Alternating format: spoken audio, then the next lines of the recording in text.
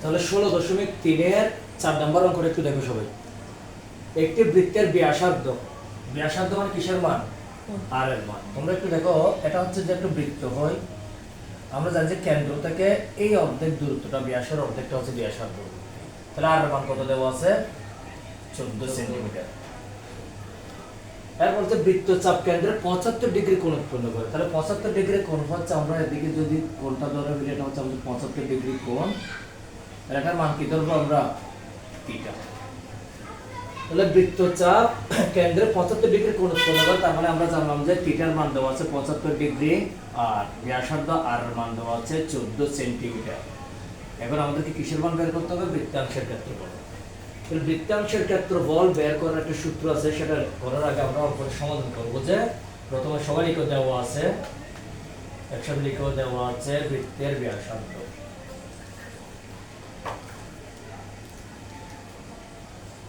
R equal to 14 centimetre.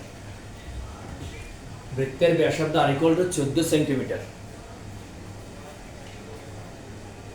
এরপর লিখব যে কোণের পরিমাণ বা কোণের মানটাকে আমরা থিটা দ্বারা প্রকাশ করব। কোণের পরিমাণটা হচ্ছে 75 ডিগ্রি। তাহলে বৃত্তের ব্যাসার্ধ 14 সেন্টিমিটার আর কোণের পরিমাণটা হচ্ছে 75 degree.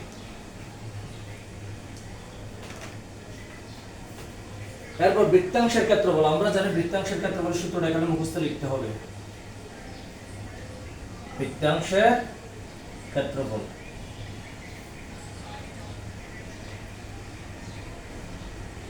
Theta by 360 degree into pi R square. এটাকে বৃত্তকলার ক্ষেত্রফল বলা হয়। এই সূত্রটা শেষ আমাদেরকে মুখস্থ রাখতে হবে। এটা হচ্ছে বৃত্তাংশের ক্ষেত্রফল, theta divided by 360 degree into pi R square. আর পাই এর মান হচ্ছে 3.1416। এই মানটা কিন্তু আমাদেরকে মুখস্থ রাখতে হবে। তাহলে আমি কিসের মান বসাই দেব? থিটার মান কত বসাবো? 75 ডিগ্রি। 360 ডিগ্রি ঠিক থাকবে ইনটু পাই এর মানটা বসাই দাও 3.1416 ইনটু আর এর মান কত? 14। 14 এর উপর একটা কি যাবে? Whole square. কমপ্লিট। আমাদের কাজ হচ্ছে যেখানে থিটার মান আছে সেখানে থিটা বসাবো, থিটার মান বসিয়ে দেব, আর এর মান বসালাম।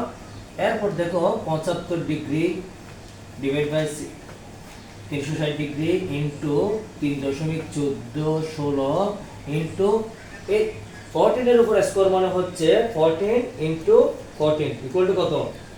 196।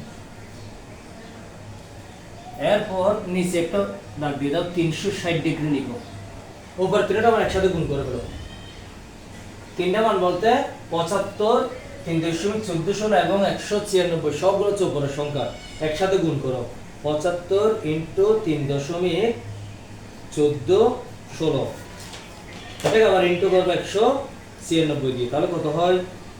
275 ইনটু 3.1416, 235.62 ইনটু 196, তাহলে হবে যে 46,000।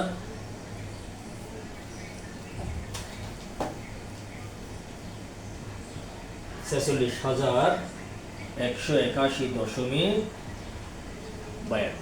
এটাকে আমরা ভাগ করবো যে নিচের মান কত আছে 360 দিয়ে। তাহলে আনসার কত আসবে? 128.28। তাহলে আমরা বের করছিলাম যে কিসের মান? বৃত্তাংশের ক্ষেত্রফল। এরপর দেবো আমরা সেন্টিমিটার, বর্গ সেন্টিমিটার দিতে হবে।